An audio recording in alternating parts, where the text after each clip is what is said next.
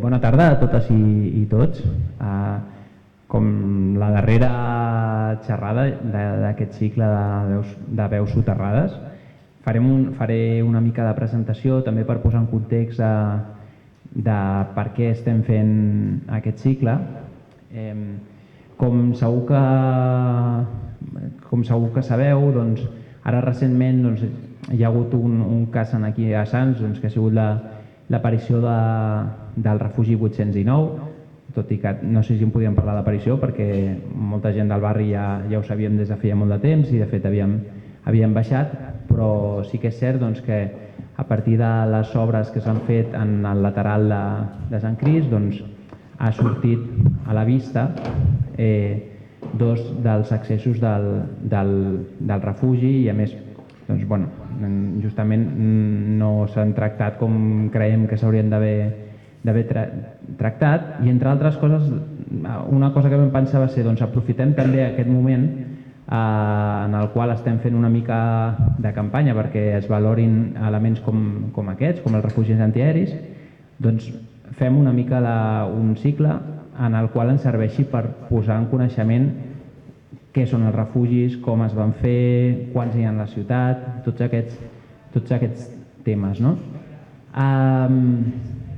Vam organitzar un cicle super express i la veritat és que estem molt contents de tota la gent que s'ha afegit, de tota la gent que ens està participant, activitats diverses.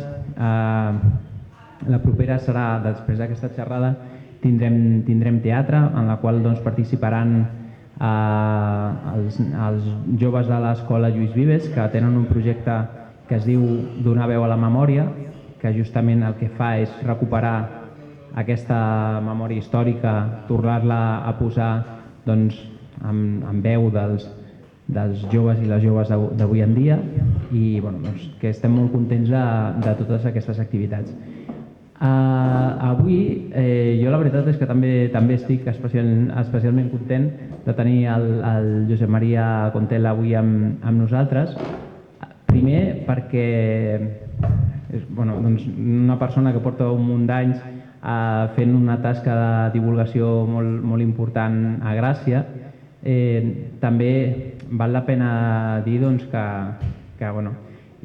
com a gent de Sants a vegades hauríem d'aprendre exemple de coses que es fan a altres barris i la veritat és que el taller d'Història de Gràcia que fa una feina magnífica i que està molt bé. Però doblement, a més, pel fet de ser jo crec que deu ser la persona que més sap dels refugis antiaeris de Barcelona i per tota la tasca que ha fet durant tots aquests anys posant justament a la llum molts d'aquests espais que si no fos d'aquesta manera passarien desapercebuts.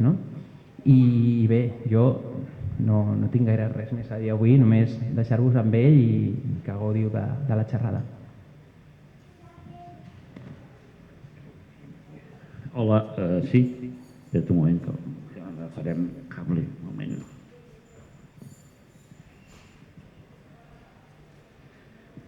Bé, ja tindré així el micròfon a la mà. Entra bé, no, el micro bé. Bé, moltes gràcies, primer a l'Agus per haver pensat en mi per poder vindre a fer la xerrada. Evidentment, jo porto des de l'any 94 treballant l'estudi dels refugis antiaeris.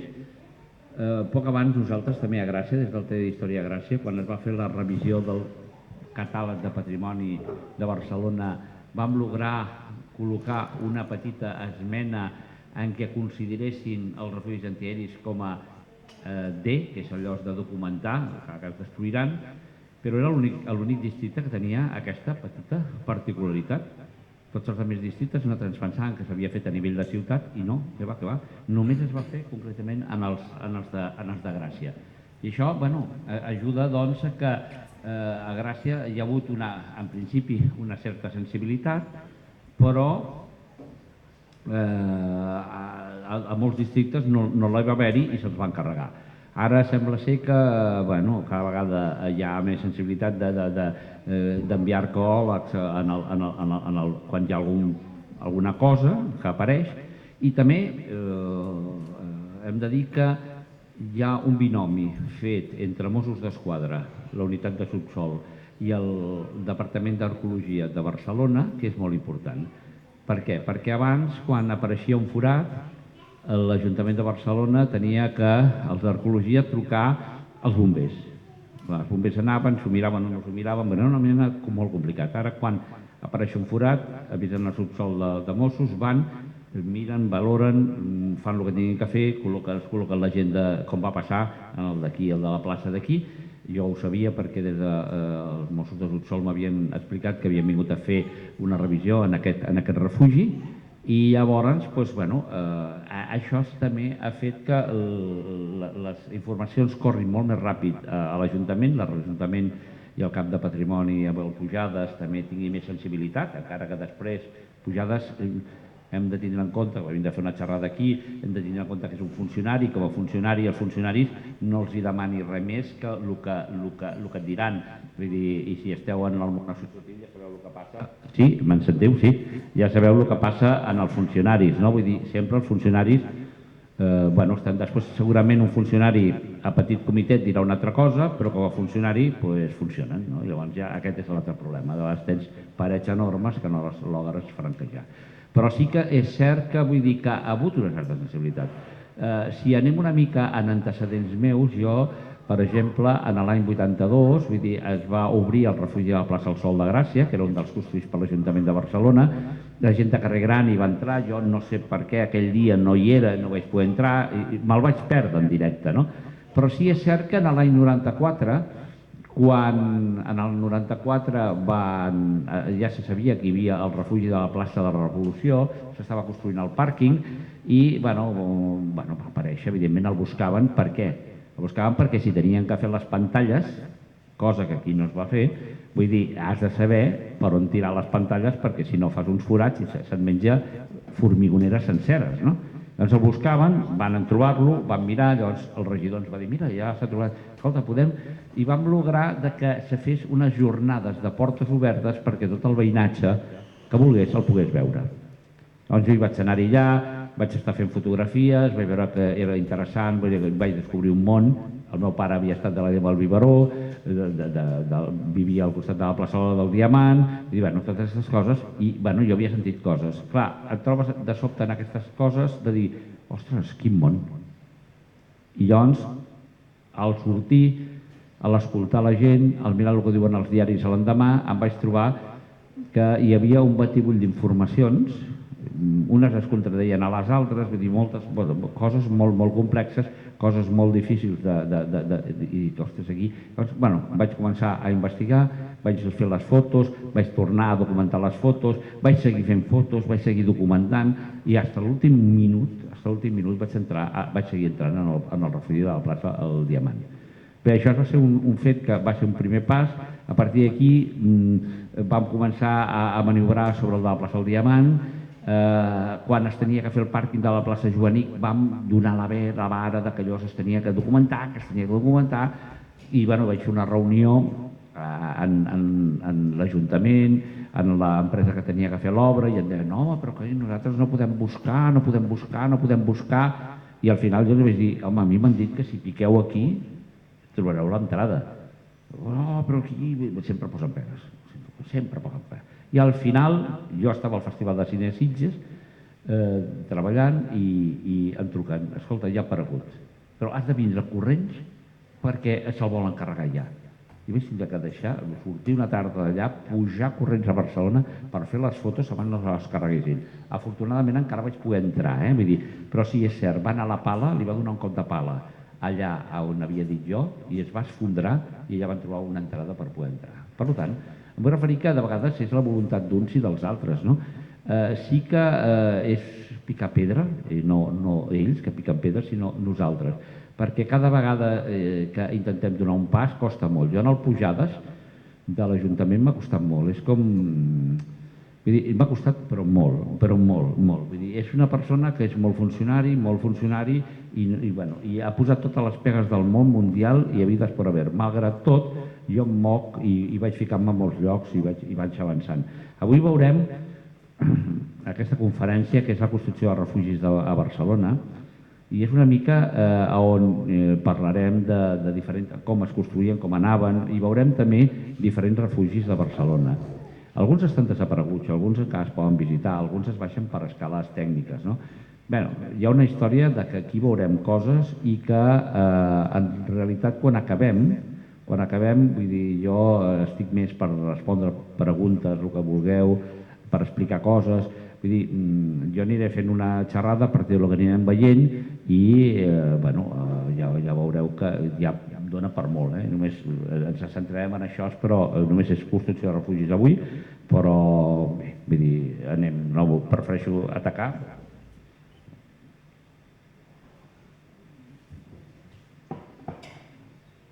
Hòstia, s'ha anat la llum d'aquí? De la pantalla. Perdó.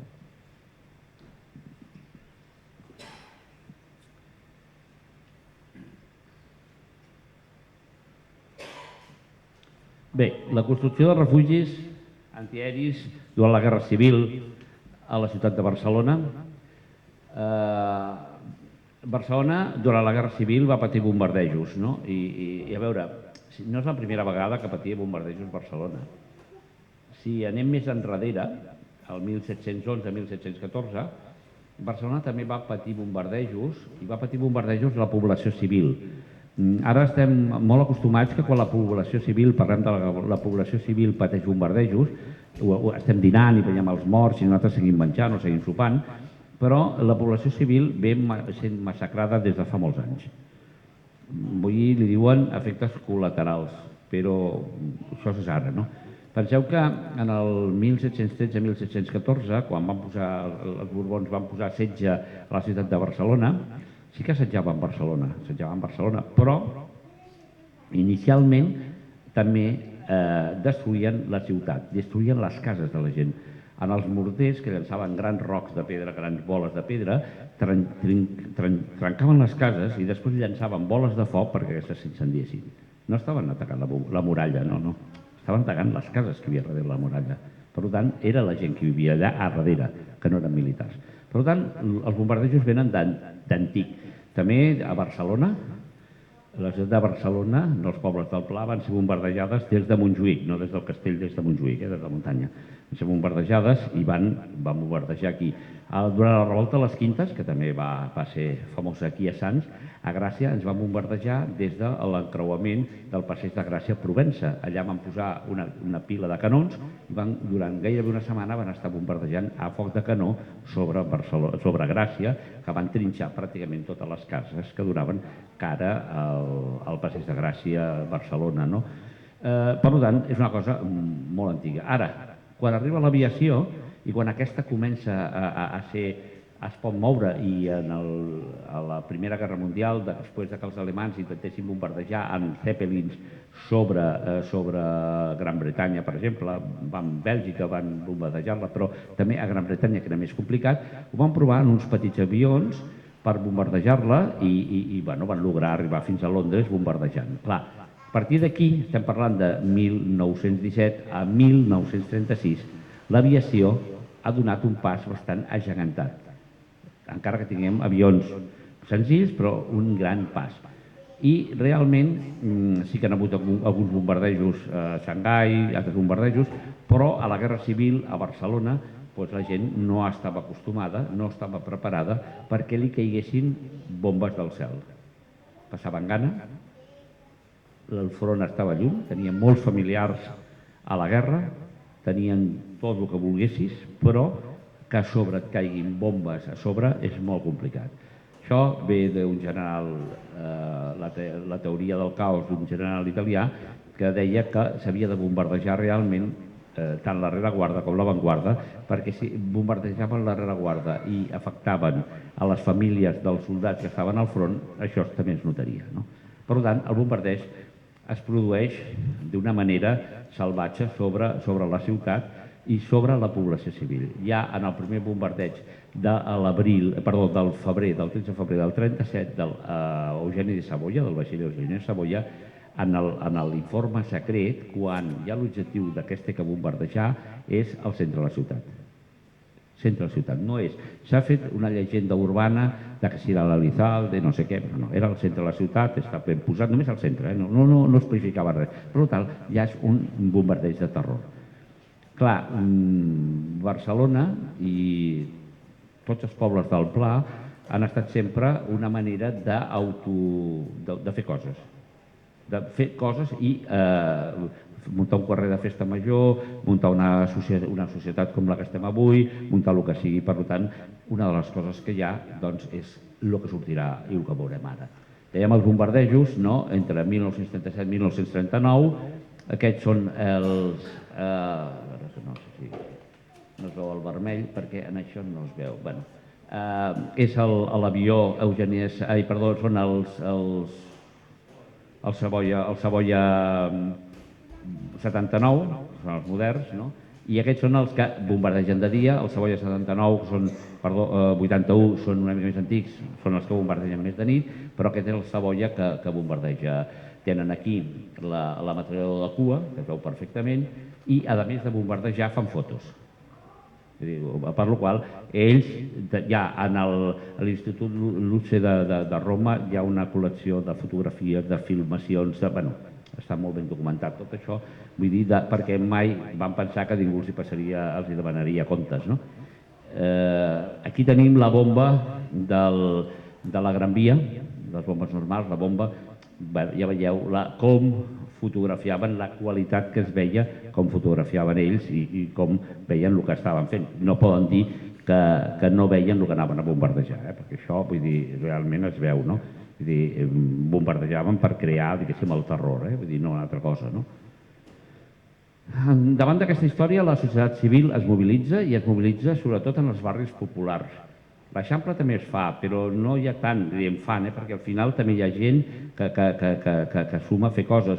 Arran d'altres llocs que són els ajuntaments o les institucions les que fan els refugis, aquí no, aquí sobretot, majoritàriament, és la societat civil. Tot comença en un fulletó com aquest que posa preveniu-vos del perill, i aquí explica, convoca la gent a una reunió, a entitats com aquesta, o com un cinema de barri, com tal, on la gent s'aplega, com estem avui nosaltres aquí, decideixen crear una junta directiva, per dir-ho d'una manera, una comissió que porti la direcció, nomenar un preu, vull dir, de quota, com veurem, i diverses coses. Però tot arrenca en fulletons com aquests que els porten a cada casa, no hi havia bústies, i posen cartellets també al mig del carrer, com es feia antigament per la festa major, convoquem els veïns per no sé què. Tot això es fa en aquesta història. Aquí, per exemple, diu, us ho llegiré ràpidament, el dimarts, dia 20 del corrent, tindrà lloc una reunió per tal de tractar el cas en el local del Cinema Verdi a les 9:30 de la Vetlla. Això pot ser qualsevol entitat de les que hi havia a Barcelona en aquell mateix moment.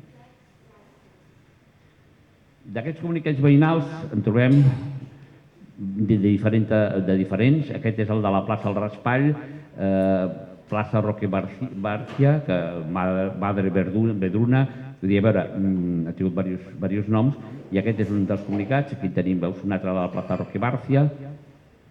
Aquest és del carrer Grassot Còrsega, un dels refugis de la plaça del Diamant i de la plaça Revolució que s'estan construint, els construeix la mateixa comissió. Hi ha una comissió de veïns que se reuneix per construir tant el refugi de la plaça Revolució com el de la plaça del Diamant, però que a primers de juny del 37, que és aquesta convocatòria, se separen i llavors cada plaça funciona per una banda i per l'altra. Però això són documents de l'època, són documents realment d'aquell mateix moment, que afortunadament va haver-hi algú que no va tindre por i els va guardar. Perquè molts d'aquests documents, la gent, després del 39, ho va llançar tot i pràcticament no es troben documents. I aquests documents ens ajuden molt a entendre com es va construir tot això. Parlant de l'organització, aquí la comissió de Junta es prega la convocatòria, present la Junta és la que marca, i també hi ha un reglament. El reglament Aquest és el de la plaça Revolució. Tenim un reglament molt extens, amb molts punts. Aquí hi ha en 12 punts en què no es pot parlar, no es poden entrar en armes, els nens tenen que estar quiets, no es pot cridar, no es pot parlar de política, etc. I això es marca, diguéssim, els refugis tenen un reglament més o menys extens, depèn de cada refugi. Hi ha uns reglaments base donats per la Junta de Defensa Passiva de Catalunya, però que després cada refugi, cada persona s'orquestra d'una manera o diferent, cada grup, no? Les obligacions dels veïns, era abonar la quota setmanal. Aquí tenim Comissió de Refugis de la Barriada de la Virreina, 2 pessetes setmanals per família. Són 8 pessetes al mes. Són pessetes. 8 pessetes a l'any 37 són diners per família, però són, sabeu? Però hi ha alguns que són més cars. Mireu, aquest és Comissió pro Refugi del carrer Creu de Molers, a Poble Sec, no? Aquest, 2,50. Setmana 11, la comissió, veieu, 2,50. És un altre d'aquests rebuig que ha aparegut. Jo el vaig trobar per internet. Al Facebook hi ha una pàgina Imágenes de la Guerra Civil, i llavors jo tant en tant miro, vaig trobar aquest refugi, em vaig posar en contacte amb aquesta gent, vaig dir-li a la gent del CERISEC, del Poble Sec, del Centre d'Estudis del Poble Sec d'anar, vam anar a veure aquesta gent i me'l van regalar. Van regalar aquest rebuig i un altre, que finalment aquests rebuig vindran a l'Arxiu de Sants perquè quedin com a documentació perquè tothom ho pugui consultar, no? Llavors, però t'aporten això, no? I t'aporten, vull dir, una informació important, no? Per exemple, una altra de les obligacions dels veïns és el treball voluntari. Vol dir que cada família, els homes de cada família, a partir de 16 anys, fins a 40 i pico o així, tenen l'obligació d'anar cada dia o cada 2 dies, com depèn del volum de persones que tinguin, a fer feina de pic i pala. Perquè, clar, primer has d'anar obrint, després ja arribaran els professionals que acabaran de donar-li la forma pertinent, li posaran els maons o no li posaran maons, o faran el que sigui, però d'entrada, fer pic i pala, carretejar cabassos de terra, carretejar sacs de ciment, maons, etc. Tot això però tot això ho està fent la gent normal, no? Després direm, i l'administració què fa? Ja sortirà, però vull dir, inicialment en això. Drets dels veïns, doncs, poder utilitzar el refugi. Per exemple, aquí tenim un refugi del carrer Grassot, que és Indústria Mutualitat, Mutualitat és Pare Claret, Pere del Rosario, Mutualitat. Llavors, al darrere, a l'altra banda del refugi, del carnet, hi havia el reglament. Un reglament més curt que el de la plaça Revolució, però un reglament, no? Aquí tenim un altre carnet, aquest carnet és del de la plaça Revolució, any 38, usuari, pam, no? Vull dir, aquestes coses, no? Ells poden utilitzar el refugi, però només el poden utilitzar en el mateix moment que hi ha alarma. Tu no pots anar a passar la nit a Formilla. Només pots, quan hi ha sirena, tu pots anar, quan acaba la sirena pots sortir, no es pot menjar, clar, imagineu-vos uns veïns menjant i nosaltres no tenen res a menjar, vull dir, podem crear un conflicte, no es pot menjar, no es pot fer res. El refugi només està amb poca llum i, a més, vull dir, estan allà amb totes les penalitats que hi ha. Això és complicat, vull dir, és un tema dur, no? El tema socialment és dur, no? Aquí també tenim un carnet del refugi del carrer Margarit, vull dir, allà a Poble Sec. Sí que van sortint coses, algunes coses van sortint, costen, però van sortint, no? Aquí també tenim un carnet del refugi de Plaça de la Virreina, però aquest és un carnet molt estrany. N'hi ha, però no n'hi ha gaire. La foto és de la Junta Local de Defensa Passiva, no?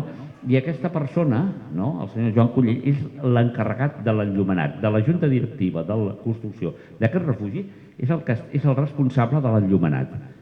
I llavors té aquest carnet a la seva foto i en el segell de la Junta és un carnet oficial. Aquests són carnets oficials, aquests són carnets d'usuari, però aquests són oficials de la Junta de Defensa Passiva. El reglament està aquí en castellà perquè es veia millor que no la part de català, però todos los vecinos deberán no detenerse en las puertas ni en el pasillo, debiendo continuar hasta el final del mismo. Pasarán en primer lugar las mujeres, niños, ancianos y enfermos. Queda terminantemente prohibido fumar en el interior del refugio, así también entrar con armas de ninguna clase. No se podrá entrar en tiempo normal ninguna persona sin prèvia autorització del delegado responsable. Bueno, així trobaríem 12 punts que fan que la gent pugui estar. Si hi ha algun problema que la gent no està d'acord, pot recórrer a la Junta de Defensa Passiva, a la local o a la general, a la local de Barcelona o a la de Catalunya. Clar, això són maneres, i torno a insistir, aquest és el reglament del de la plaça Revolució. La plaça Revolució era un refugi molt compacte, molt interessant. És un refugi que s'hauria tingut que poder conservar per la importància que tenia. Altres refugis no tenen cap interès, però aquell sí. Tenia aigua corrent, tenia doble llum, tenia moltes coses, era molt gran, però ja quan ens vam donar compte ja estava taladrat, ja estava foradat, ja era impossible. Veurem fotografies, però era complicat perquè no es podia, però clar, tot això després apareix, que tenim totes aquestes informacions que ens permeten entendre el que ha estat passant en aquell refugi. A Barcelona es van construir més de 1.400 refugis. Aquests són 1.400 refugis que estan en una llista que té l'Ajuntament de Barcelona, 1.400 i escacs.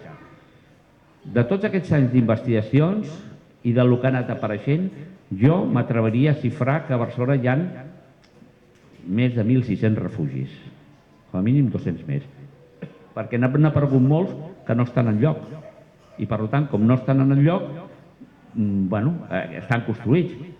El de la Lizalde, el de la Pedrera, 50.000 que no tenen número, que no estan i que estan aquí i que llavors aniríem. D'aquests 1.400 escacs refugis, veurem els que van construir cadascú. Classes de refugis. Els construïts per l'Ajuntament. Aquesta és una imatge del refugi de la plaça del Sol. Aquest construïts pels veïns, plaça el Diamant. Construïts per l'Ajuntament. Tipus claveguera o col·lector, com aquest, que és el del Congrés, el barri dels Indians, a tocar el Congrés, es diu Pilar del Río, al carrer, o aquest col·lectiu que és de la plaça Tetuan, està sota la plaça Tetuan. Els dos estan vius, encara, vull dir, estan vius. Després hi ha els construïts pels veïns, tenim tipus familiar o molt veïnal. Aquí, per exemple, veieu aquest bar? Això és l'antiga bodega del bar. I en aquesta antiga bodega el que van fer, a dins, en el terra, van fer un forat, unes escales, van creuar el carrer i van anar a la casa de davant i en el jardí de la casa de davant van fer les segones escales per sortir. Sí, perquè tingués dues entrades, no? Com allò es va omplir molt de gent, van fer un trencall també en aquest refugi, però era molt familiar, molt veïnal, malgrat que l'Ajuntament els va ajudar en alguna cosa, però era totalment veïnal. No era amb vocació de públic com el que podria haver-hi el de la plaça La Farga, per dir-ho d'alguna manera, no? Després hi ha els de tipus organització veïnal, que és el que dèiem, aquest és el que hi ha al passatge Simó, a tocar la Sagrada Família, que ja el veieu, molt ben acabat, amb uns bancs perfectes i tal, i aquests són ja construïts amb vocació d'acollir, de ser un servei públic. Són privats, perquè els fa la gent.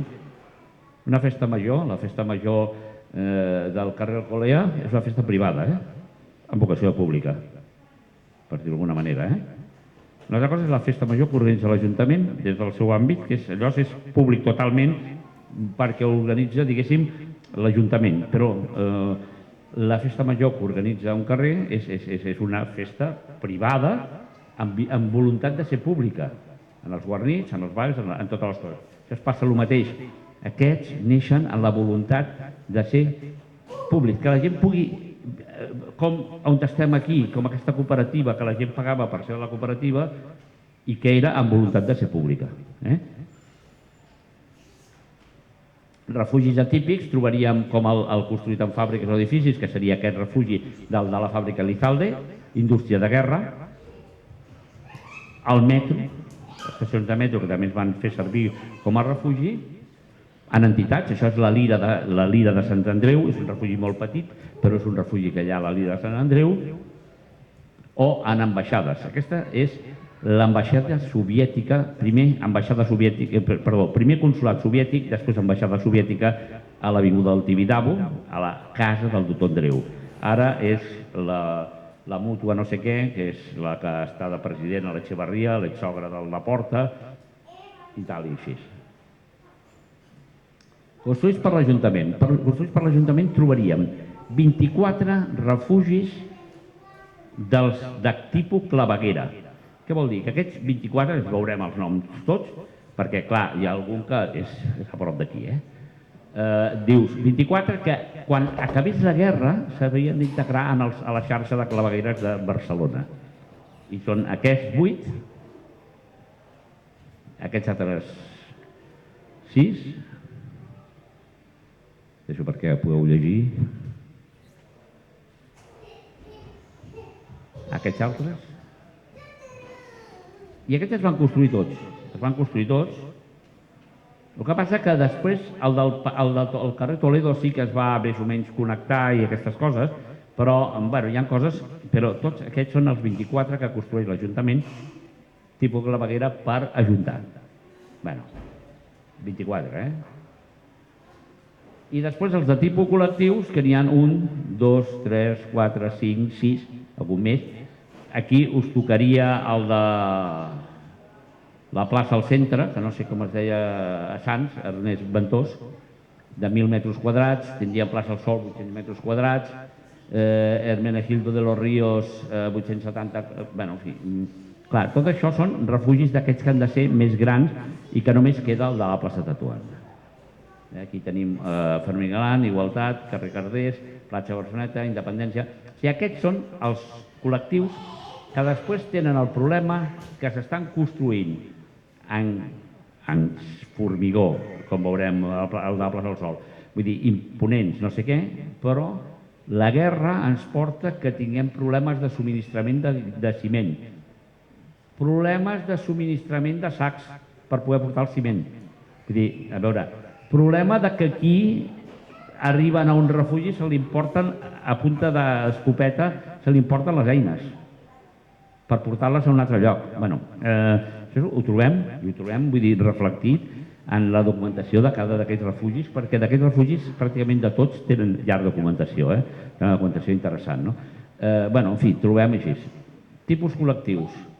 En el de tipus col·lectius parlaríem de la construcció del refugi de la plaça del Sol, també podria parlar del de la plaça del Centre, no el tinc tan estudiat, però tinc tota la documentació, però el de la plaça del Sol ens serveix.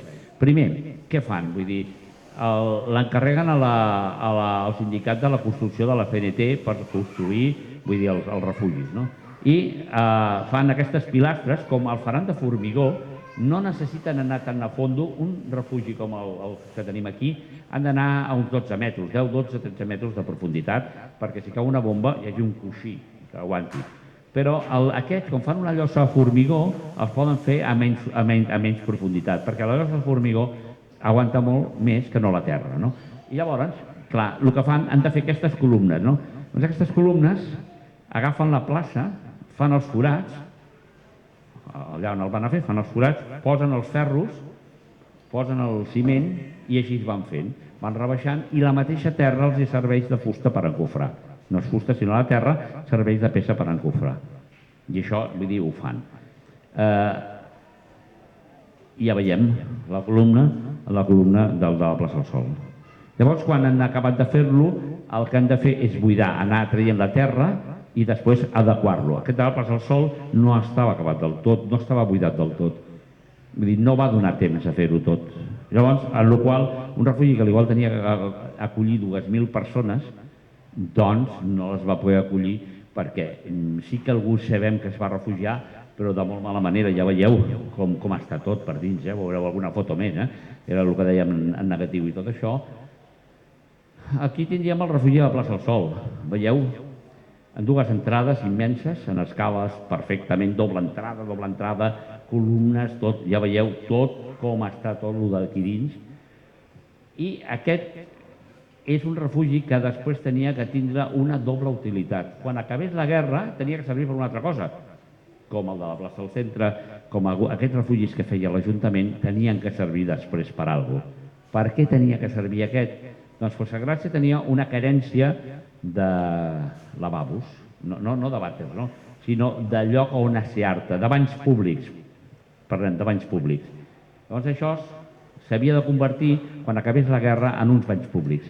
I a la plaça, en el refugi, hi feien una mena de taps de formigó que s'havien de treure aquells taps de formigó, estaven preparats per treure aquells taps de formigó i posar una claraboia perquè unes clarabolles que hi havien que anaven a il·luminar, anaven a donar llum a dins mateix. Bé, aquí tenim els banys públics, això són les clarabolles, ho veiem bé, les clarabolles, aquí troben millor, i aquí tenim tot de diferents quartos de bany, amb banyera, bidet, lavabo, vàter, perquè les famílies es poguessin anar a assear. I també estava previst que aquí, en aquesta banda d'aquí, hi hagués una mena de botiguetes on venguessin productes de neteja, també, sabons, coses així, perquè la gent que anés aquí també pogués comprar, jo què sé, si no tenies, doncs poguessis comprar coses més assequibles per banyar-te. Bé, va acabar la guerra i, evidentment, això va quedar tal qual. Les noves autoritats, en compte d'acabar-lo, recuperar-lo i posar uns banys públics, no es va quedar aquí. Va quedar inventariat com a refugi de possible història. Acabarem, en la pila que acabarem parlant. Però sí que realment en això estindríem en això. Altres contribucions de l'Ajuntament, aquestes sí que van ser més importants, va ser l'estudi i publicacions. Per exemple, s'ha parlat moltes vegades d'un personatge que gràcies a TV3 l'han fet famós quan no té res a veure, que era el Ramon Perera.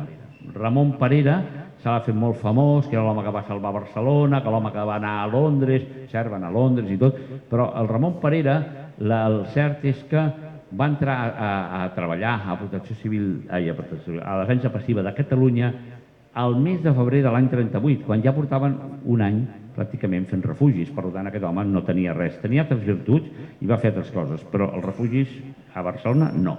A Barcelona el que va fer va ser el Manel Muñoz, que era el regidor d'Obres i Construccions de Barcelona, que era regidor de la CNT, anarquista, i aquest sí que va fer. Aquest sí que es mereix un monument a Barcelona, hi ha una mini placa d'un carrer, vull dir, està passat com allò no té importància, però bueno, clar, llavors s'han deixat allà. Però el Ramon Perera, els de TV3 van fer aquest reportatge, jo surto en els crèdits també, i llavors jo ja li vaig dir a la Montserrat Mangou que no anava per aquí, però em va dir que Barcelona venia molt i que per tant si en el reportatge li posàvem Barcelona, doncs internacionalment venia molt. Però realment si veieu el reportatge veureu que tampoc parla de l'aportació a Barcelona com important.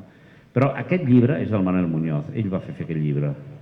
I aquí és un llibre que es van fer llibres en català i en castellà per poder construir refugis i poder salvaguardar-se dels bombardejos. Això sí que és important. Això és del Manel Muñoz i jo sempre m'agrada citar-ho molt. Materials d'enderroc d'esglésies i edificis. Aquí també. Per exemple, aquesta és la església del convent de la Divina Providència del carrer Verdi i on es va fundar la parròquia de Sant Joan de Gràcia, que està a la plaça de la Virreina, de l'església. I aquí es va destruir i es va destrossar. Com aquest convent estava desalineat al carrer Viada perquè tenia que ser més ample, doncs mig convent tenia que anar a terra, per tant ja no feia falta de veure si es podia arreglar, total que el van desconstruir. Però quan el van desconstruir, dic desconstruir, no enderrocar, de construir. Dels maons que van anar traient d'aquí els van enviar per construir refugis també. Com totes les esglésies que es van cremar i tal, que es van enderrocar, no les que es van enderrocar, no, però les que es van enderrocar, ferros, fustes, portes, tot, inclús bancs d'una església que no s'havien cremat, van servir perquè anessin en el refugi de la plaça de la Virreina, que s'estava construint allà. La llista és molt llarga, però aquí tenim aquesta història de que anaven i aquí tenim el volant, no? I aquí tindríem el volant, diu, de l'Ajuntament, diu, por la presente se autoriza al compañero portador d'aquest volant para que con destino al refugio que se construye en construcción emplazado en la calle Plaza de la Revolución tal, retire del enderroc de la Iglesia de Jesús de Gràcia los siguientes materiales: 4 bigues de fusta de 5 metres. 6 d'octubre del 37. Llavors, d'aquests hi ha un grapat en l'arxiu contemporani de Barcelona, volants d'aquests, en què sabem que molts materials van d'un lloc a un altre i serveixen per construir refugis. És l'aportació que també fa l'Ajuntament de Barcelona, una aportació que es desconeix bastant, però que la fa també. Ajuda tècnica, per exemple, aquest és el refugi 14, que és el que està sota de l'antic convent de la Divina Providència. Ara, si coneixeu Gràcia, és Aviada, això seria Aviada, és ja l'Institut Europeu de Disseny, vull dir que és un lloc conegut, i llavors aquest van atacar pel carrer Topazi i van atacar pel carrer Verdi.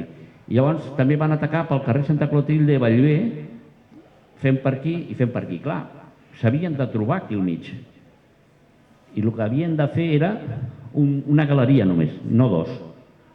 No una cap aquí i una cap allà, sinó havien de fer una galeria que es trobessin. Doncs veieu aquestes ratlletes blaves, aquestes ratlletes són les que feien els topògrafs de l'Ajuntament. Anaven els topògrafs de l'Ajuntament, els hi marcaven les rutes a seguir. I això és a molts refugis. O sigui, aquesta aportació en la que la gent està treballant, penseu que sí que hi ha paletes, hi ha mestres d'obres, paletes, no hi ha gaires arquitectes treballant aquí, tot és els mestres d'obra i els paletes de l'època en saben molt i en fan molt. I llavors, quan arriben i els hi marquen les direccions, no es preocupi si els hi marquen les direccions, i acaben trobant-se, no? Doncs aquesta és una de les aportacions que també fa l'Ajuntament en aquests refugis, com aquí veieu també aquest mateix plano, vull dir, dibuixat d'una altra manera, en ratlles, en totes aquestes coses. Aquests dos planos estan en l'arxiu administratiu, en l'arxiu contemporani de Barcelona. També en els construïts pels veïns, entrem en els refugis construïts pels veïns i anem a tocar el primer que trobarem. Què trobem primer en un refugi? Les entrades.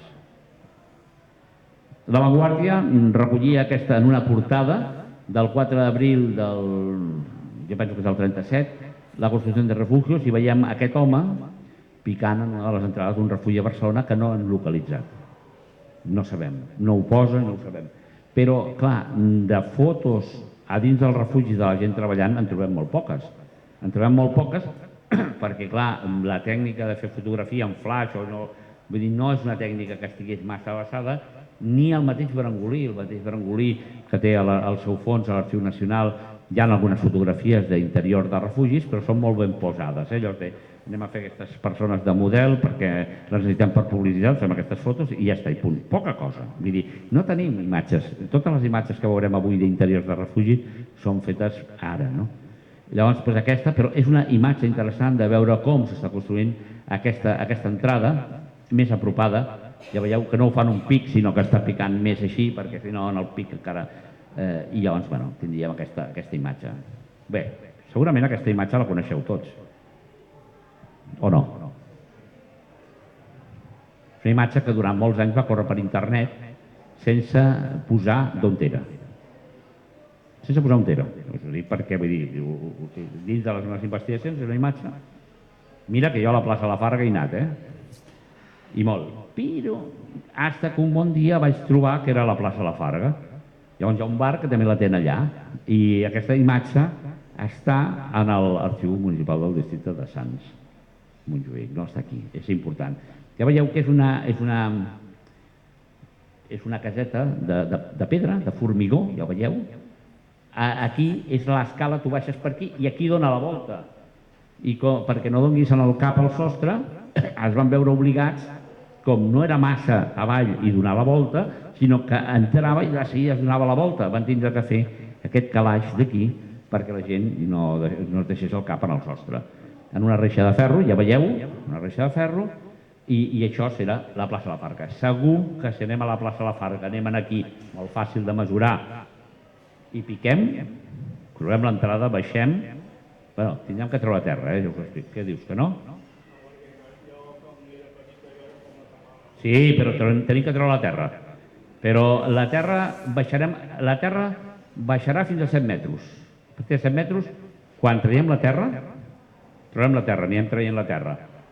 Si fem un camp de treball, anem traient la terra i arribarem a una paret, i llavors de totxos, de pedres i tal, i quan arribes a aquell punt, tires la paret i ja estàs dins del refugi. I la plaça de la Farga és una plaça que no ha fet cap intervenció. No tenim el plano, perquè jo no em sona. però segur que si baixem aquí la trobem, perquè està feta sota la plaça. I ara veurem el que t'explicava d'això, porto molts anys baixant a sota terra, i per això et dic que segur que està. Aquest és un altre que està a la Rambla Catalunya. Ja veieu, similar, tenim aquestes pedres, així, en una coberta més lleugera, baixa més profundament, tenim terra a sobre, perquè què feien? La terra que treien de dins del refugi la posaven a sobre per on anava la galeria, perquè a sobre tingués encara més terra, o sigui, perquè encara tingués més gruix. Per exemple, jo intento localitzar aquesta entrada. És a l'Eixample, però no sé on. Em van arribar aquestes dues fotos, són estupendes. Mireu, aquesta casa afectada pel bombardeig, aquí té una mica de desgaste, és la mateixa, això és una cantonada de l'Eixample i és una entrada de les que baixa al refugi. Van arribar i ja et dic, no he pogut, mira que jo visualment controlo bastant, però si algú algun dia sap via Lagos, que jo què sé, perquè algun dia algú sap, ho troba, vull dir, és molt interessant, però vull dir, veieu, tenim el fanal, tenim la baixada, veieu que aquí hi ha una volta catalana molt senzilleta, simplement això no protegeix res, és perquè no caiguin pedretes o no sé què, vull dir, fa una mica un mur i de seguida es baixa i quan entres a dit a terra ja està, no?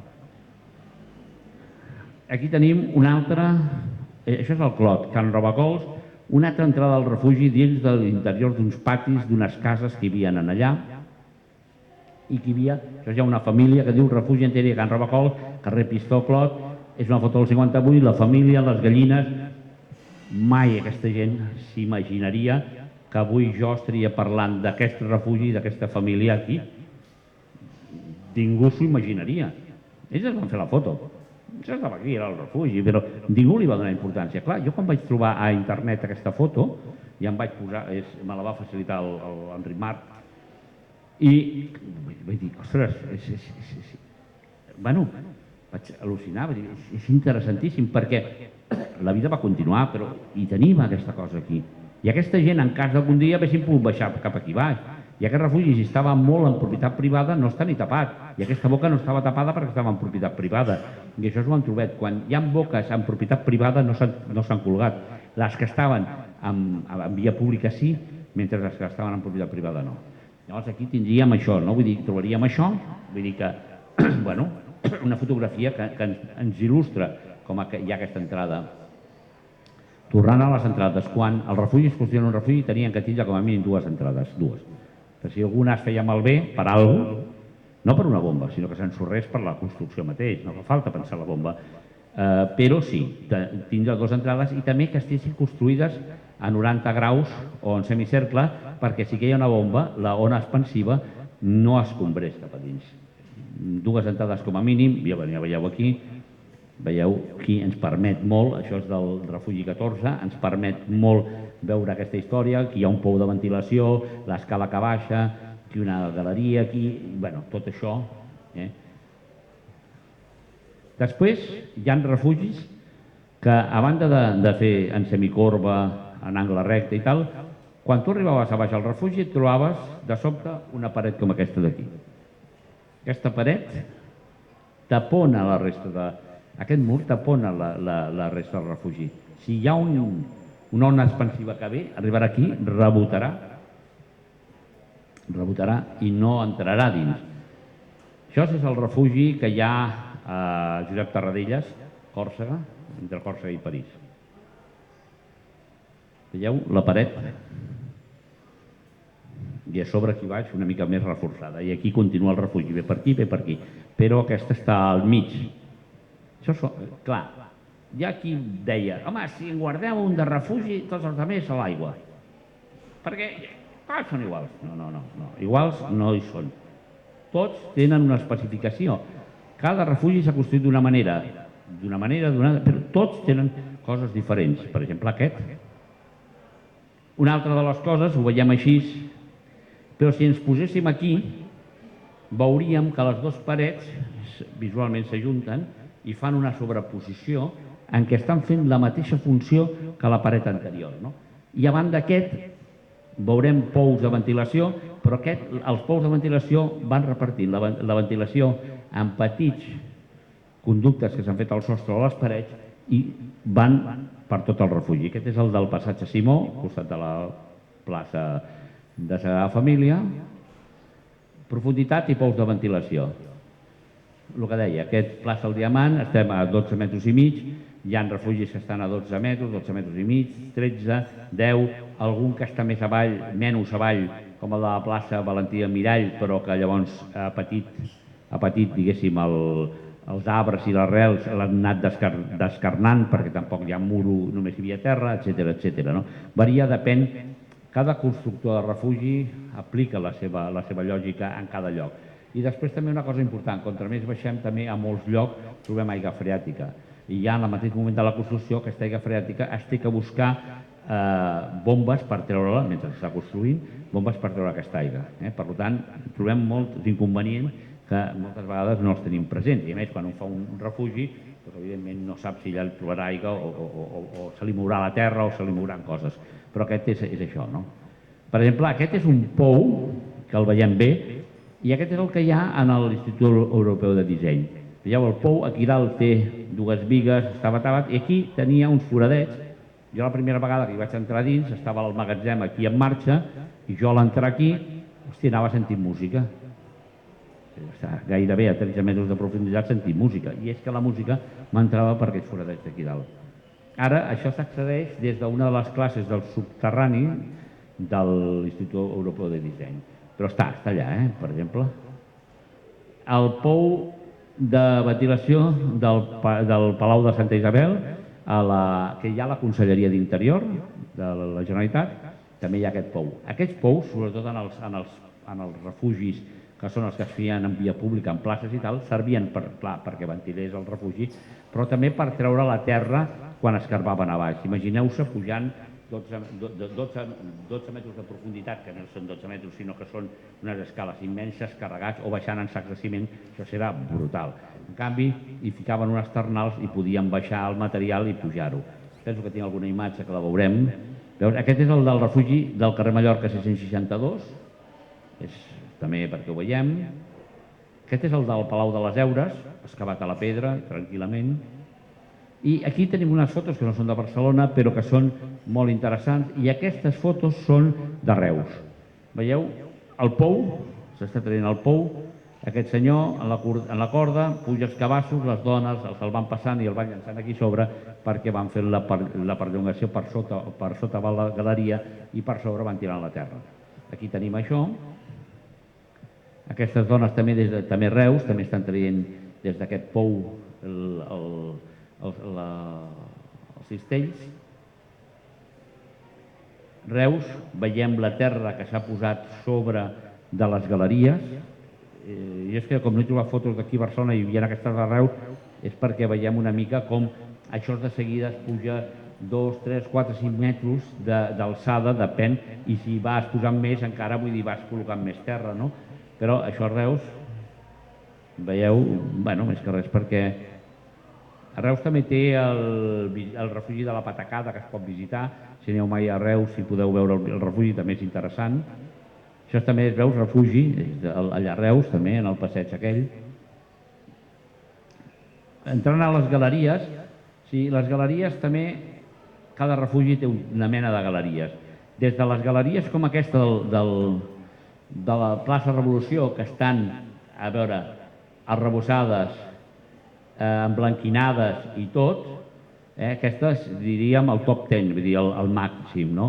Aquí, això és la plaça Revolució, per això us deia, aquí hi havia una pila d'aigua, una pila per fer electricitat casolana, on posaves l'aigua destil·lada, on posaves el metall, el sulfumant, on feia la reacció, tot això. Aquí teníem la farmàcia i el botequí, tot de bancs, 3 entrades, era un refugi interessant.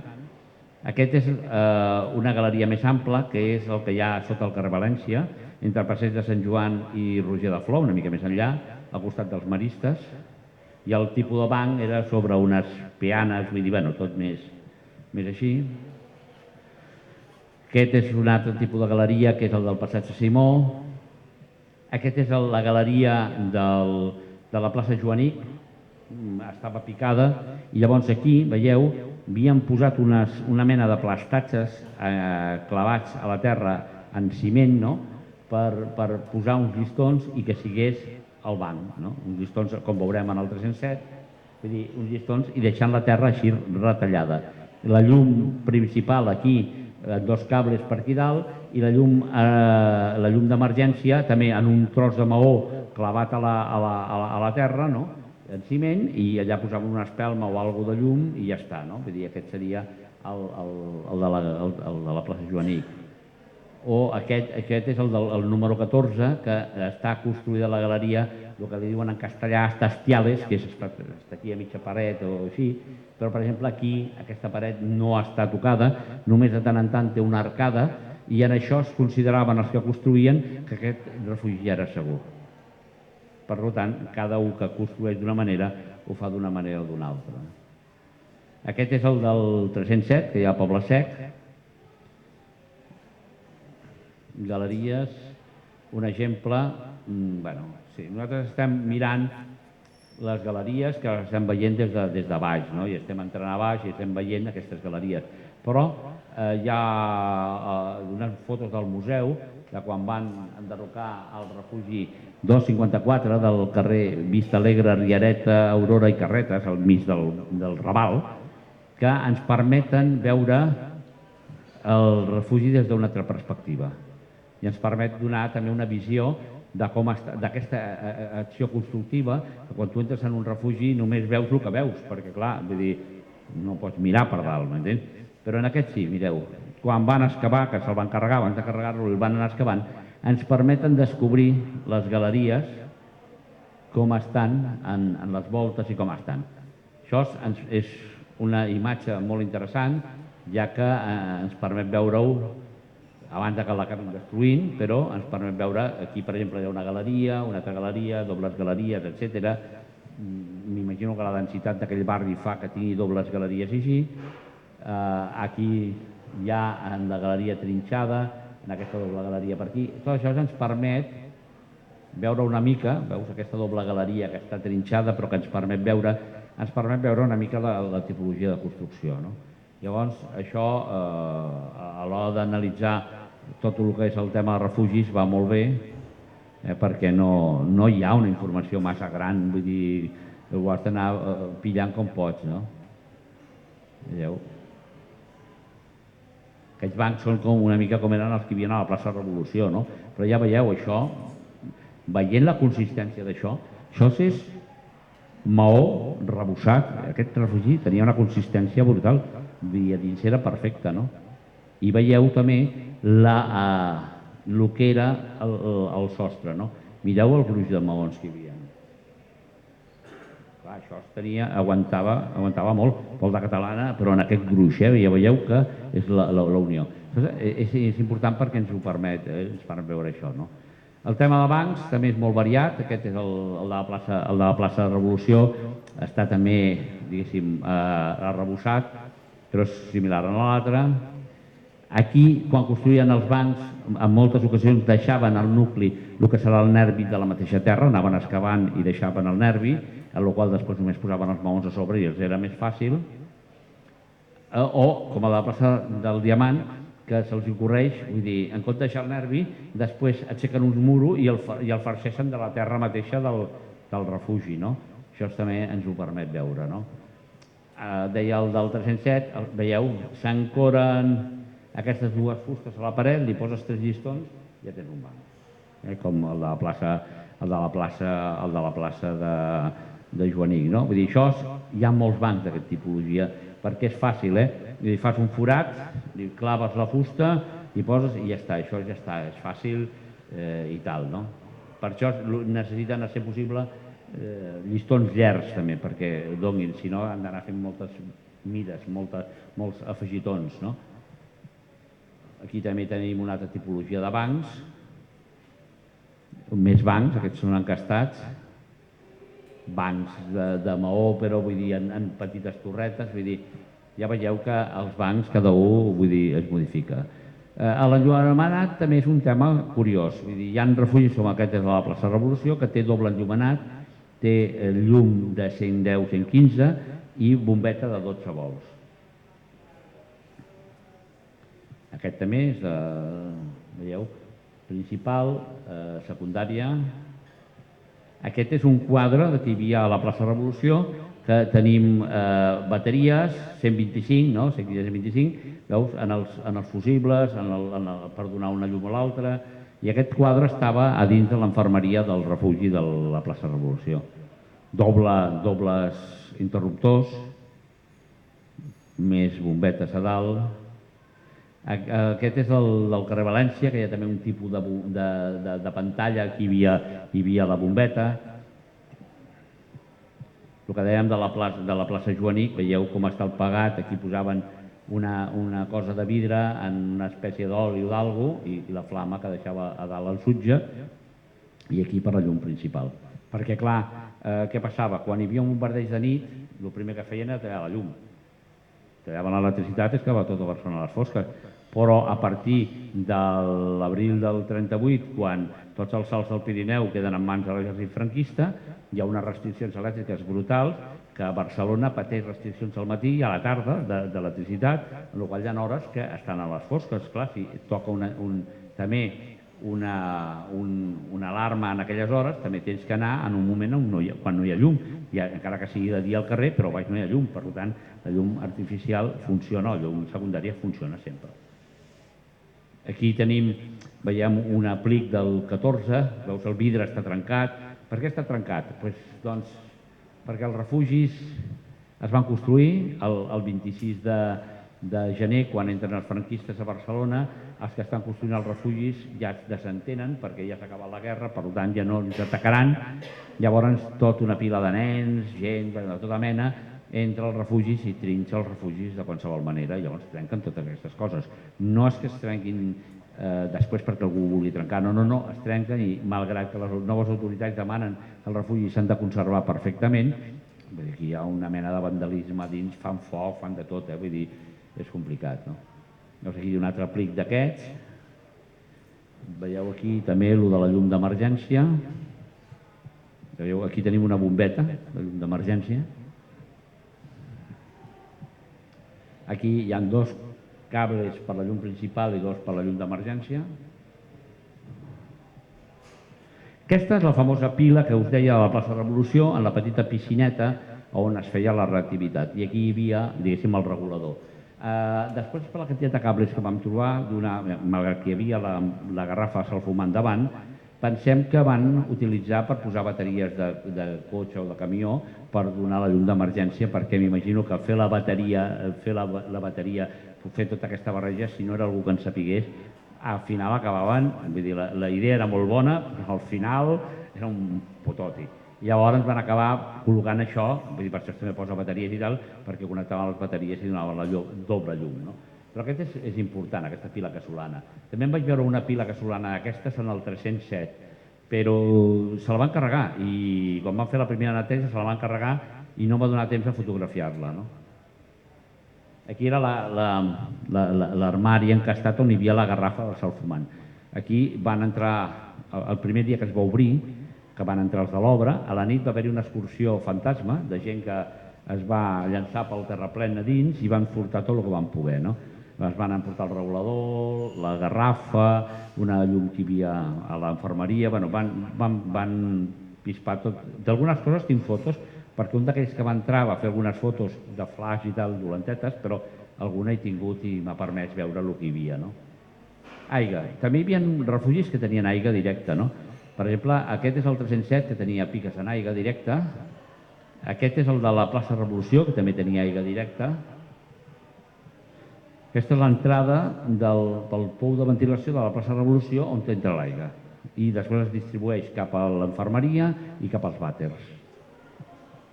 I hi ha aquesta bomba de mà, perquè aquí a terra hi ha una cisterna, com veurem.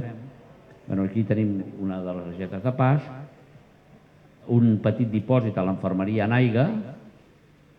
Aquest és una pica del Josep Tarradellas.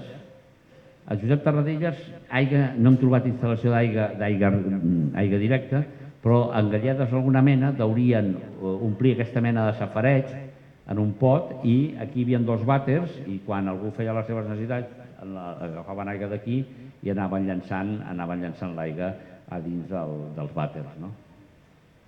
Aquí és el de la plaça de Revolució, dèiem la bomba de mà, i aquest senyor, que era el propietari del bar Canigó, i aquí terra té una cisterna d'aigua que s'omplia per si hi havia, si tallaven l'aigua i hi havia algun problema, en aquesta bomba podien pujar l'aigua a les cisternes del vàter.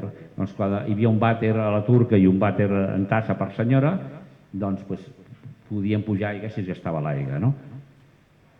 Lavabos. Els lavabos també, mentre tots els refugis tenien que tindre infermeria, lavabos no era necessari que en tinguessin. I llavors hi ha refugis que tenen lavabos, per exemple aquest és el del 307, doble vàter, aquest és el del Palau Santa Isabel, estan cegats però aquí hi havia 2 vàters, aquest seria el de la plaça de Revolució, a la bomba, veieu, hi ha 2 vàters, un per dones i un per homes, lavabo la turca, que és aquest d'aquí, i el lavabo en tassa, aquests són de la plaça de Revolució, els corresponents cisternes, aquí pels homes deien, encara que estiguin incòmodes així, doncs ja està, però que les senyores tinguin en això. Vull dir, tu trobes i hi ha lavabos que tenen comuna, aquí també hi ha un de la turca, també en tassa, tipus comuna, plaça Joanic, un altre de turca. Entrant a les infermeries també, vull dir, les infermeries eren molt variades, aquesta és la de la plaça del Diamant, un armari que ha estat, 2 lliteres perquè si algú es podia estirar, estigués estirat, només era per si algú tenia un mareig, es havia fet una mica de mal, si alguna senyora volia donar el pit, etc. No és un lloc, si hi havia algú que prenia mal el tenien que posar a portar al dispensari a la casa Socor, que era on el curaven abans de portar-lo a l'hospital, evidentment. No?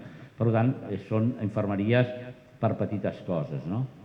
Aquesta és de la infermeria de la plaça Joanic, una de les visions, l'altra visió de dins,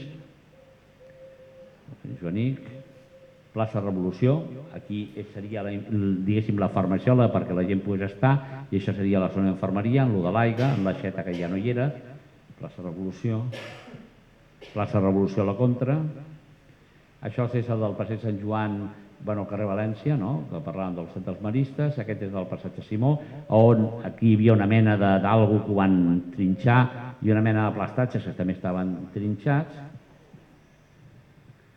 Aquest és el de la plaça Valentí Almirall, també, el del passatge de Sant Joan Nàpols, aquest és el de Josep Tarradellas, i ara passaríem a una visualització de refugis generals, que veiem una mica, hi ha galeries, que veiem ja la profunditat, que veiem tot una mica.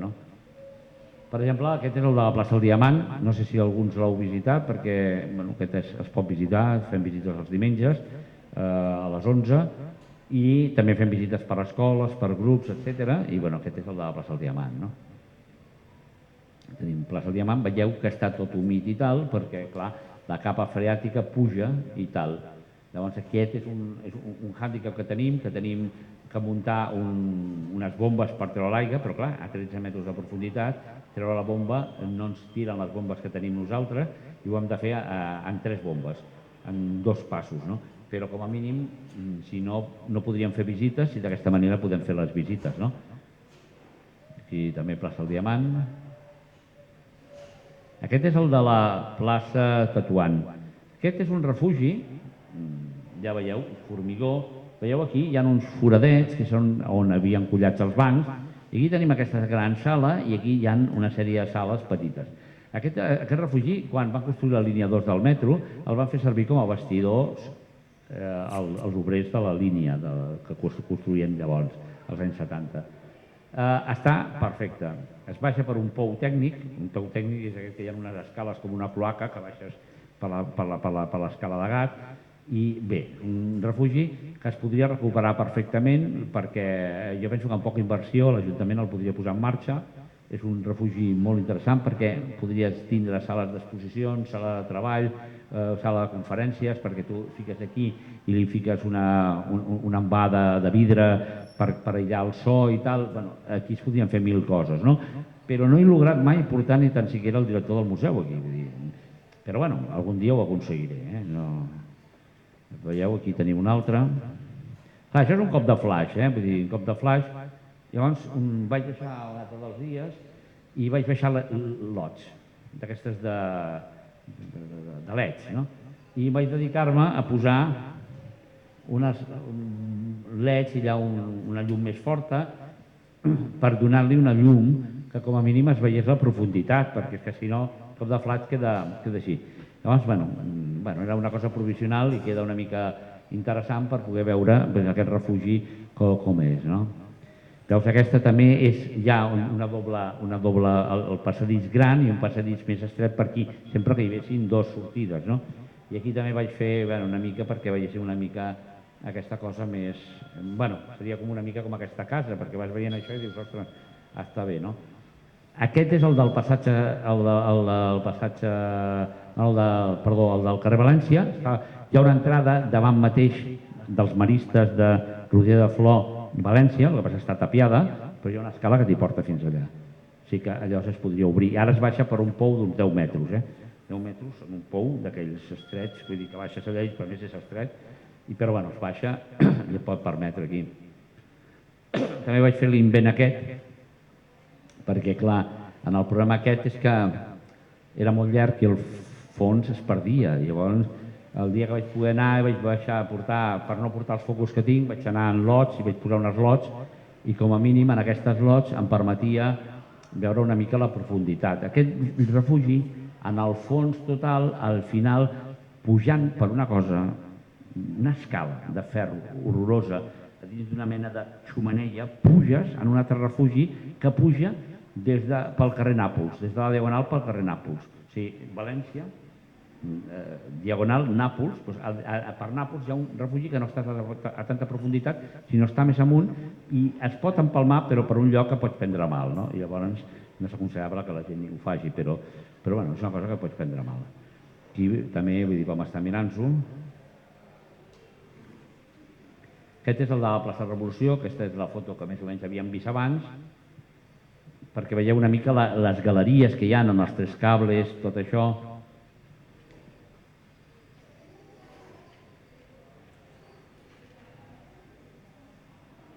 Clar, aquest era, ja et dic, hi havia diverses illes al mig. Aquest és el de la fàbrica Elizalde. La fàbrica Elizalde, arma de guerra, doncs, allà totes les armes de guerra, com els salesians que hi ha allà dalt al carrer Don Bosco, dalt a Sarrià, allà també van descobrir els alumnes un refugi sota l'escola, perquè allò també va ser indústria de guerra. El que passa que hi ha aigua, però s'hi pot entrar. I llavors, això, els de l'Elizalde, van fer aquest refugi. Quan va acabar la guerra, els de la fàbrica, ostres, tenim un refugi, i ho van posar com a actiu de la fàbrica, tenim un refugi per 500 persones, no?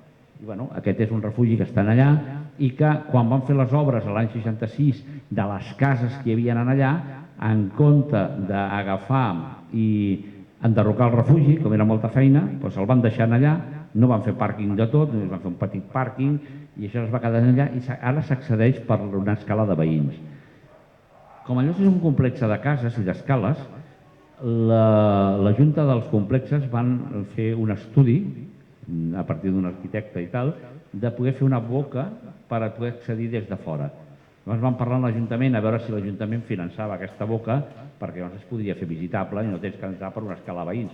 De moment ho tenim en stand-by, no tenim un no, algun dia es pot fer, surt de vegades a la tele perquè si fan documentals. Nosaltres, a petició de l'Elizalde i del complex de veïns, vam fer també, quan van celebrar els 50 anys de les cases, i vam fer diverses visites en el refugi. Però és un refugi interessant, com podeu veure, és de volta canó, fet de formigó, veieu, i tal. Aquí tenim una part del refugi del Palau de les Heures, allà on va estar refugiat el Companys, allà a Horta, i aquesta és, diguéssim, la sortida que entrava des de Palau. El que passa és que està escapçada i la sortida d'emergència que anava cap al jardí està de terra, amb la qual cosa és complicat. La Diputació el podria recuperar en un cost no massa gran i el podríem tindre un refugi més per poder visitar. perquè, per exemple, això és el que tenia que ser, era el refugi, i això era la sortida d'emergència. Doncs clar, què van fer el senyor propietari del Palau de les Heures quan va agafar la guerra? Va agafar la terra que estava a sobre per protegir on passava el refugi, la van col·locar aquí dins, veieu, tota aquesta terra està posada després.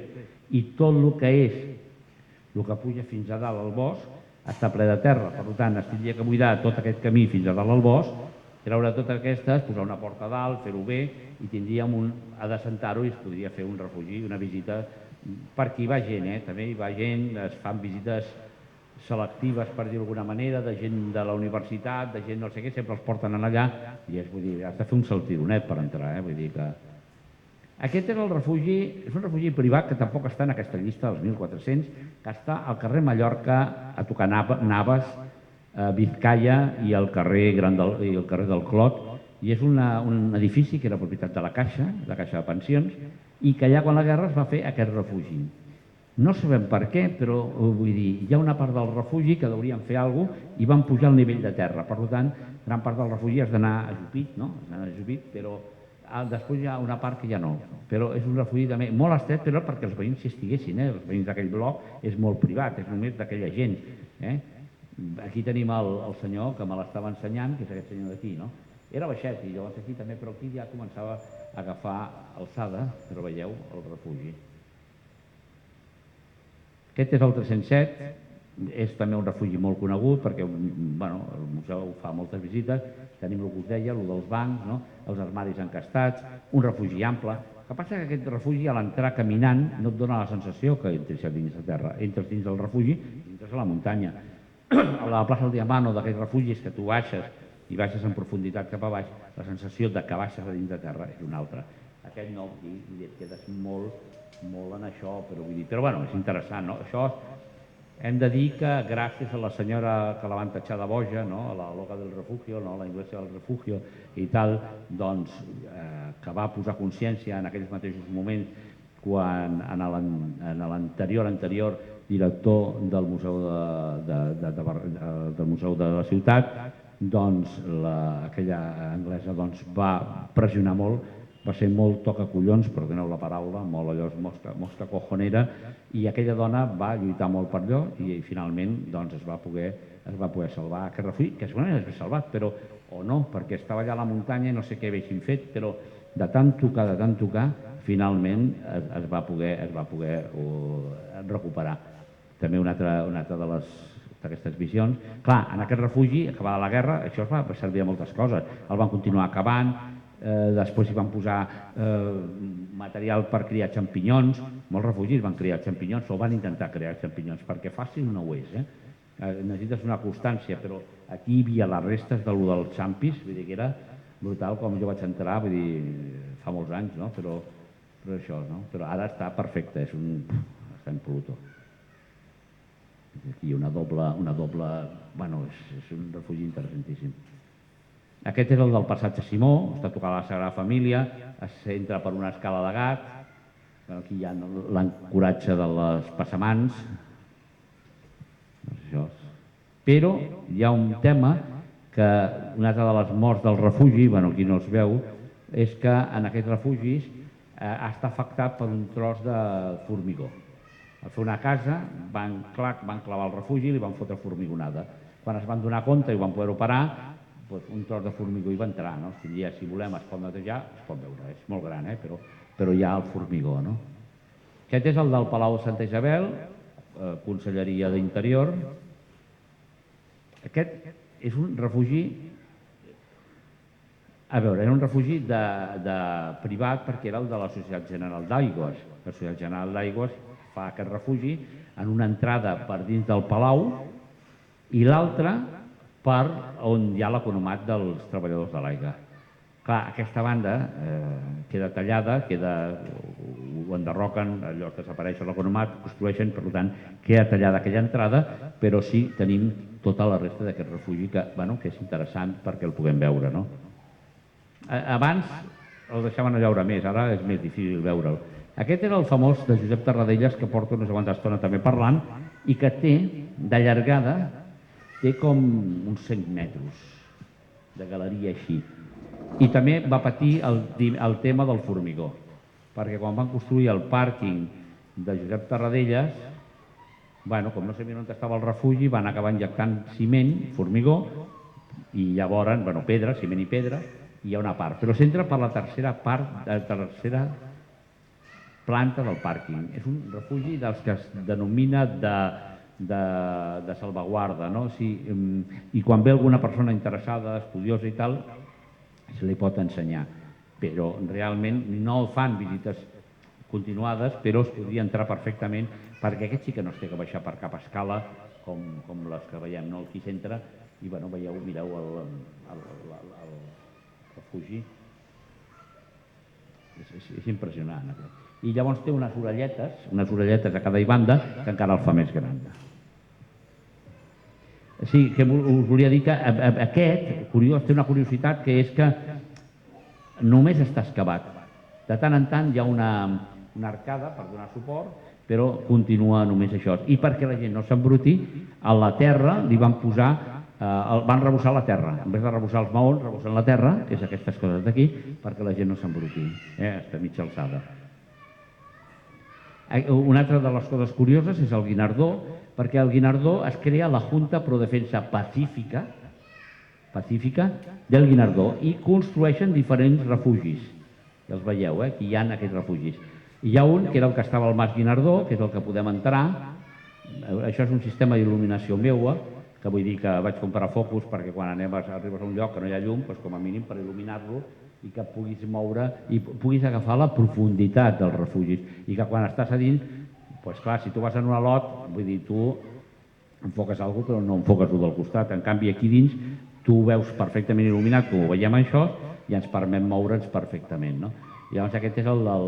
Tenia 3 llums, perquè aquí tenia llum elèctrica i una bateria que donava llum.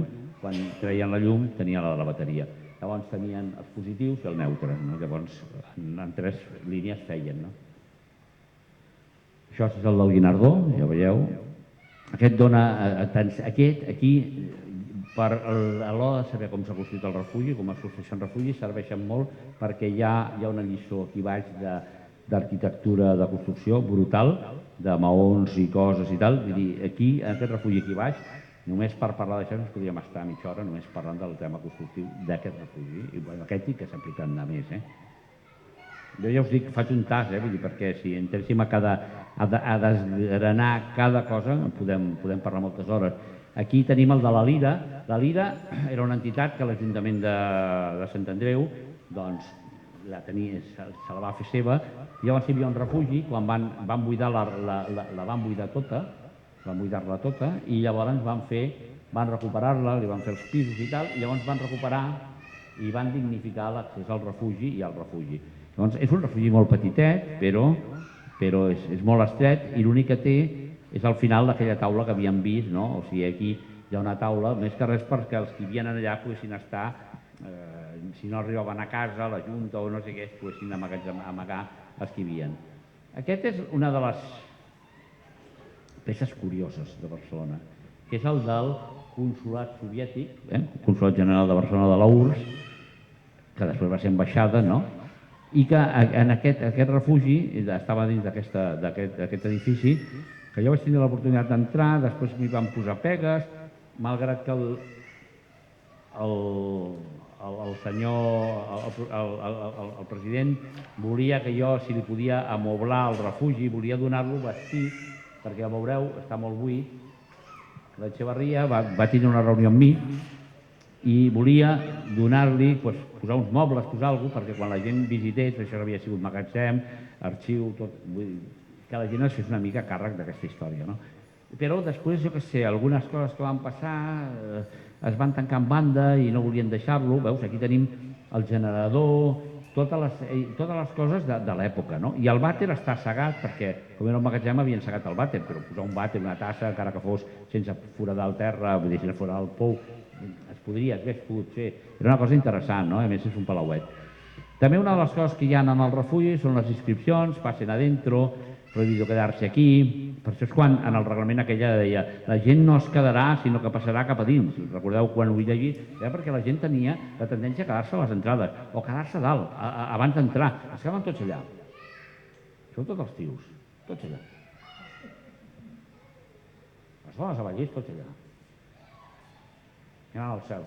Si es veia, perquè clar, si estàs al mig de la plaça del Diamant, veus el que veus, no veus res més, Vull dir, no... A veure, si tu estàs a un lloc on tens visió, pots veure si venen. Però si tu estàs allà i t'entren, vull dir, cagada, Vull dir, i llavors, si estava la gent... Per això surten els diaris, recomanem que la gent no es quedi a les entrades als refugis, que vagi. Tots es quedaven a fora mirant. Veure els avions, si venien o no venien. Ai, mira, estan allà. Llavors, quan veiem no sé què, els corrents a veure aquí, vull dir, l'últim, no? I en això, perquè veiem que ho recull ja en aquestes coses, no? Aquí el Pep, el paleta més important del refugi a Plaça de Revolució, va deixar la seva marca. Aquí després hi van posar una fusta en instruccions. Per tant, el del Pep va quedar sota i va aparèixer allà, el Pep del refugi, un fester del carrer Ramon i Cajal. Veus aquí, aquesta costa molt de llegir, és del 307, també del 307. El refugi després de la guerra, i tenim aquest senyor, bé, van fer un plano i tal, va acabar la guerra i llavors de tots aquests refugis van fer dels 1.400 i pico, van fer una cosa de dir, bueno, què fem en aquests refugis, no? Què fem en aquests refugis? I llavors, recuperem els que estan en sòl públic, en sòl privat no, els que són familiars molt veïnals no, farem els de les grans places, els que fèiem el que dèiem feia l'Ajuntament i aquestes coses, llavors, però no els de clavegueram, sinó els altres, llavors aquests 1.400 refugis queden revertits en 152. Hi ha una documentació del 152 en què s'ha de fer per recuperar-los. Vol dir, acabar-los, el que costa desbrossar com deies tu, el que hi han posat, està tot recollit, tot està posat allà. I llavors, en tota aquesta història, no tenen diners, perquè, acabar la guerra, penseu que tot, però ells tenen por, tenen por que alguna potència els ataqui, i llavors això ho van tenint. Hi ha la Segona Guerra Mundial, ja en marxa, totes aquestes coses, però clar, quan acaba la Segona Guerra Mundial, no és el mateix que, com deia abans, des de 1817, del primer atac d'aviació, al 1836, que l'aviació ha canviat, en aquests del 39 al 45, l'aviació ha passat 6 o 7 pobles, no un, 6 o 7. Clar, llavors, bombes més potents, avions més potents, tècniques més salvatges. Aquí venien 5, 6, 7 avions a tirar 4 bombes. A Alemanya, els aliats anaven allò enhornejades, anaven un darrere l'altre, deixant caure bombes que no ens les podem ni imaginar, borrant el que hi havia sota, com si fos una goma de borrar. Hòstia, això...